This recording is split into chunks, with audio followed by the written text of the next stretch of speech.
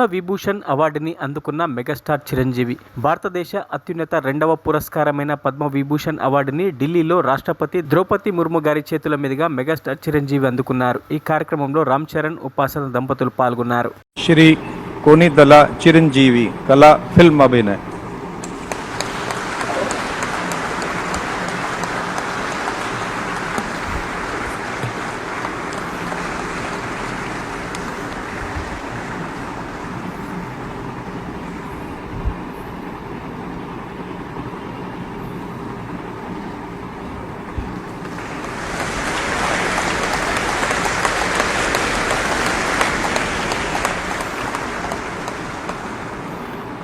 మరిన్ని అప్డేట్స్ కోసం మా ఛానల్ని సబ్స్క్రైబ్ చేయండి.